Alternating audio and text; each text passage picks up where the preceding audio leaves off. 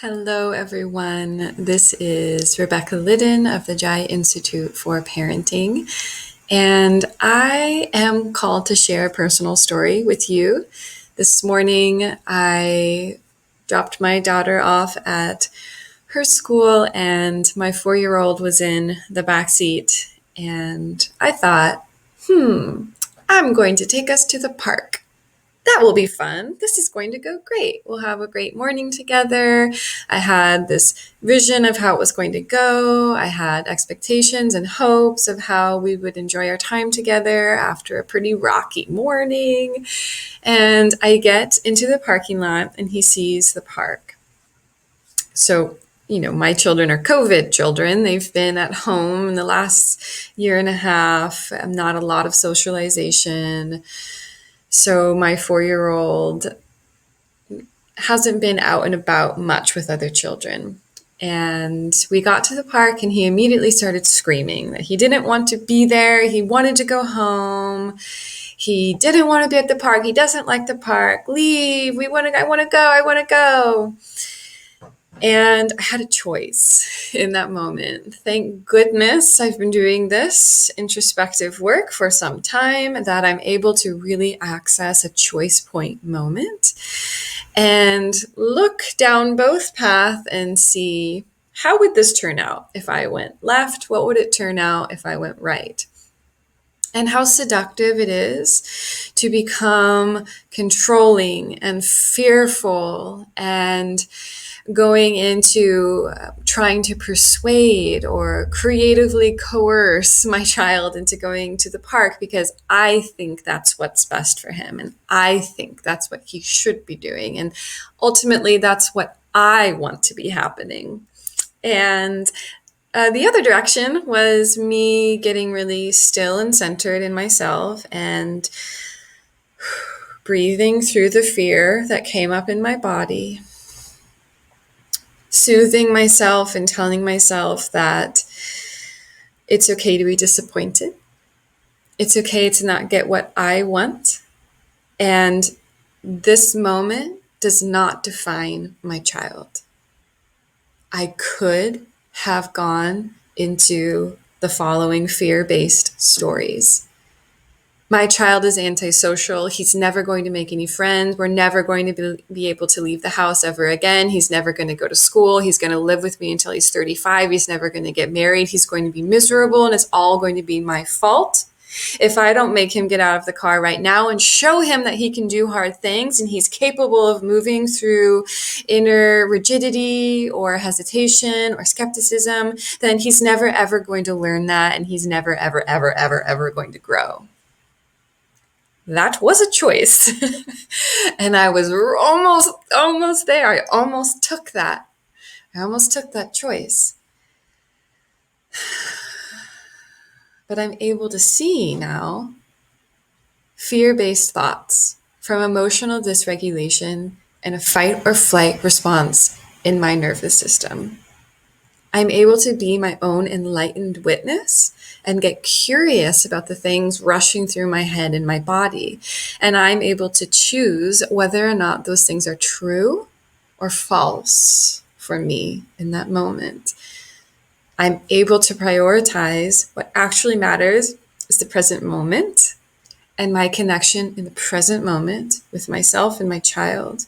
And connection in the present moment with myself and my child that is rooted in truth, is entwined with the choice that is also rooted in connection, a sense of internal safety, a sense of trust, a sense of belief, and a sense of letting go of expectation, letting go of story, surrendering to what is right in front of me.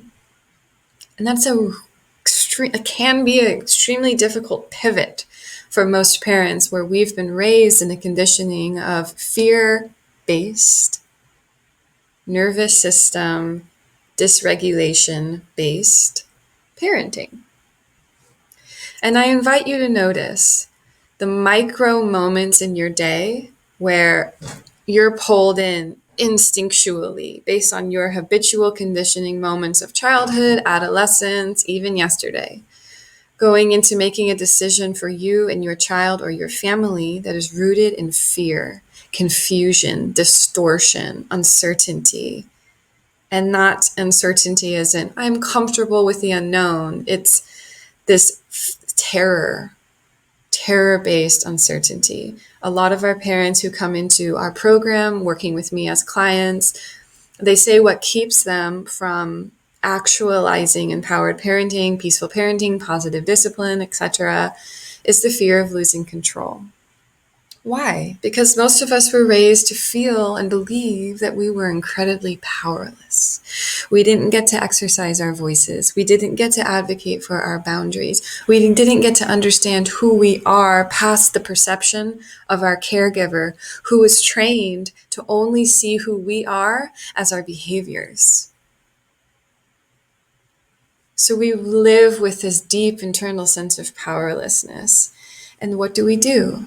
Just like any child on the playground, we're going to rise up and show our children how tough we are. We're going to prove to ourselves and to life that we are not weak, that we are not powerless, that for the first time in our life, we get to stand up and advocate our voice, advocate our boundaries, go after what we want. We're not going to let anyone stop us, especially our children. So in this work, understanding that parenting in this way is fueled by science. It is activism.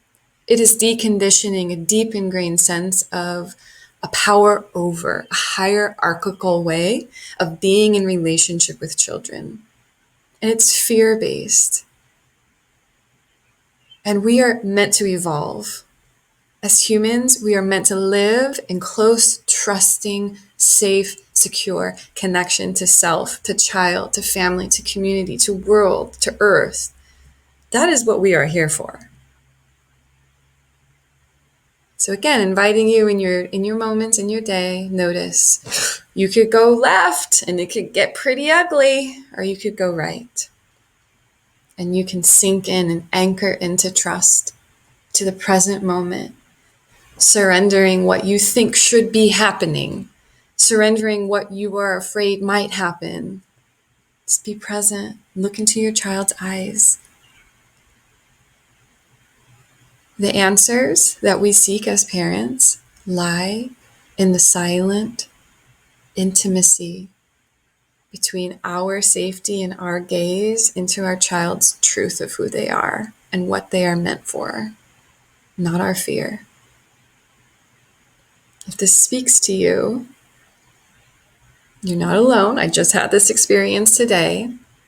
If you want more choice in your parenting, if you don't want to be at the mercy of your reactivity and your conditioning, we have a map. We made the map. We do this work every day. We have you. We've got you. If you're looking for support, if you're looking to understand how to teach this and support other parents, it's exactly why we are here. It is our mission. It is our purpose. It is our consistent invitation for you. RSVP, we got a space for you. I'd love to work with you. And I hope that you have a beautiful, inspiring, empowered day. Don't forget to forgive yourself. Have compassion for your humanity. Take care.